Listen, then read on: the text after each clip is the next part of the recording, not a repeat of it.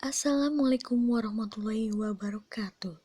Di sini kami kelompok 10 akan menjelaskan tentang pemikiran gerakan Wahabi dan gerakan Ahmadiyah yang disusun oleh Farah Rihadatul Aisy, Mutiara Sinta, Nur Lela, dan Rian Roykianto.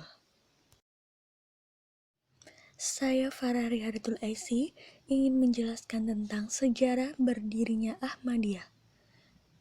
Jemaat Ahmadiyah adalah gerakan dalam Islam yang didirikan oleh Hadrat Mirza Ghulam Ahmad pada tahun 1889 atau tahun 1306 Hijriah.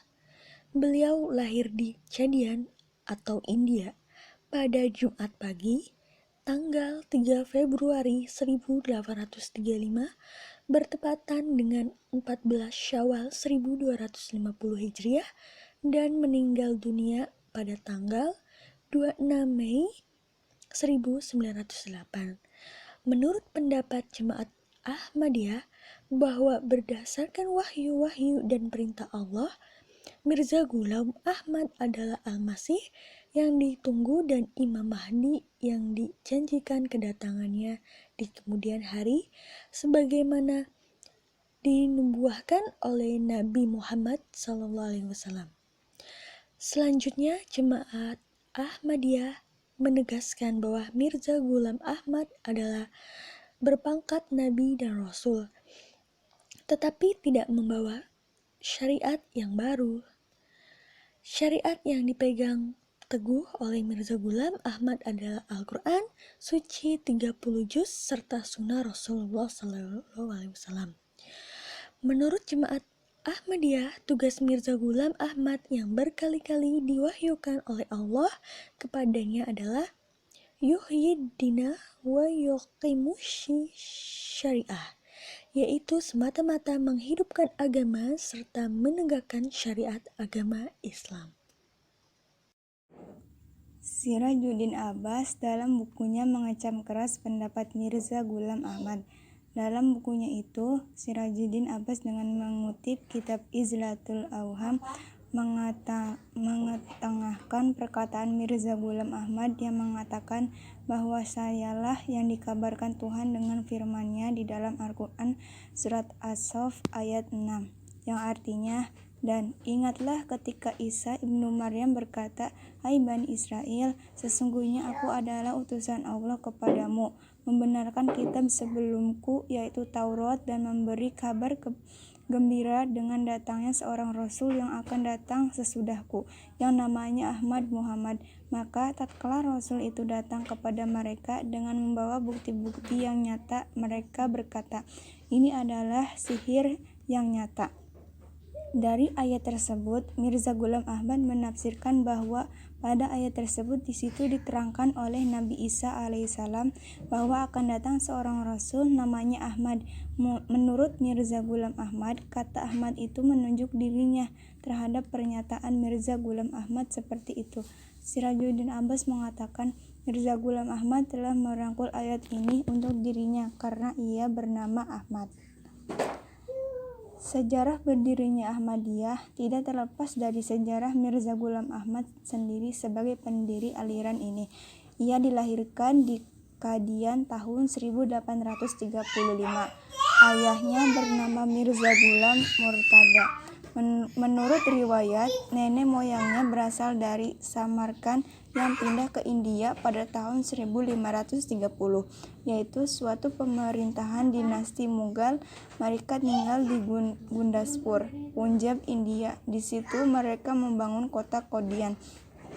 Menurut suatu keterangan, famili Ghulam Murtaha masih keturunan Haji Barlas dari dinasti Mughal, dan oleh karenanya di depan nama keturunan keluarga ini terdapat sebutan Mirza. Mengenai pendidikannya, ia pertama-tama belajar membaca Al-Quran dan beberapa kitab Persia. Sejak umurnya mencapai 10 tahun, ia telah mulai mempelajari bahasa Arab, dan ketika umurnya mencapai 17 tahun, ia mempelajari nahwu, logika, dan filsafat dari seorang guru. Sedang ilmu kedokteran langsung dipelajari dari ayahnya sendiri. Di bidang ilmu agama dapat dikatakan bahwa ia belajar tanpa guru ketika umurnya mencapai 29 tahun.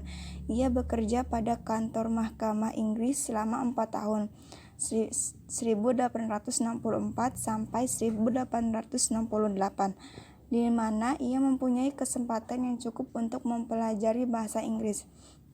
Selanjutnya, ajaran-ajaran Ahmadiyah. Ajaran Ahmadiyah yang sangat penting ada 3 hal, yaitu yang pertama masalah wahyu, yang kedua jihad, dan yang ketiga masalah nubuah. Nabi akhir zaman menurut Ahmadiyah. Menurut pendapat golongan Ahmadiyah, kata khatam berarti cap, materai, segel, atau stempel. Sebagaimana dijelaskan oleh Muhammad ibnu Mahmud Ahmad, khatim word means the last, but khatam means seal.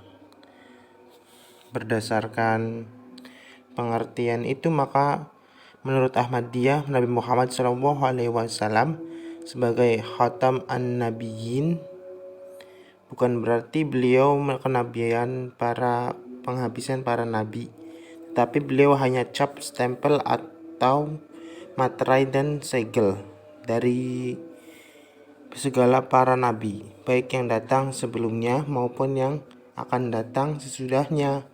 Oleh karena itu, nabi-nabi yang akan datang setelah Nabi Muhammad SAW harus mendapat cap, stempel dari beliau dengan menjalankan dan melanjutkan syariatnya, yakni Islam, atau memperbaiki dan dari kerusakan-kerusakan. Di samping itu, dapat pula dikemukakan di sini bahwa status Nabi Muhammad sebagai khataman an-nabiyyin erat kaitannya dengan keyakinan Ahmadiyah bahwa para nabi yang akan datang sesudah Nabi Muhammad SAW itu adalah Muhammad dalam wajah yang lain, tidak ubahnya seperti bayangan dalam cermin. Saya Mutiara Sinta akan melanjutkan materi D. Perkembangan organisasi Ahmadiyah di Indonesia. 1. Jemaat Ahmadiyah Indonesia. Ahmadiyah aliran Qadian masuk ke Indonesia pada tahun 1925. Ditandai ketika Rahmat Ali mulai menginjak tapak tuan, pantai barat wilayah Aceh. Setelah kedatangannya, kemudian disusul oleh para mubalik lain dari India maupun Pakistan untuk memperkuat misi Ahmadiyah setelah meninggalkan Sumatera. Rahmat Ali tiba di Jawa pada tahun 1931 dan menumpang di sebuah rumah peta kecil di daerah Bungur. Sejak tahun 1932, Ahmadiyah mulai berkembang di Jakarta dan Bogor. 2. Gerakan Ahmadiyah Indonesia. Sebelum mendirikan gerakan Ahmadiyah, seperti dimaklumi bahwa sesungguhnya Joyo Sugito telah menanyakan kepada Hazrat Mirza Wali Ahmad Baik, apakah beliau akan mendirikan organisasi Ahmadiyah di Indonesia? Jawaban Wali Ahmad Baik adalah tidak akan mendirikan organisasi Ahmadiyah di Indonesia. Hazrat Mirza Wali Ahmad Baik sesungguhnya hanya ingin memberikan pemahaman Islam yang sejati, yakni Islam yang cocok dengan fitrah manusia. Sebagai tindak lanjut adanya maklumat nomor 294 tanggal 5 Juli 1928 Joyo Sugito dan Muhusni. Nah, segitu saja penjelasan dari kami selaku kelompok 10. Apabila ada kesalahan, apabila banyak kekurangan dalam materinya, mohon dimaafkan. Sekian dan terima kasih. Wassalamualaikum warahmatullahi wabarakatuh.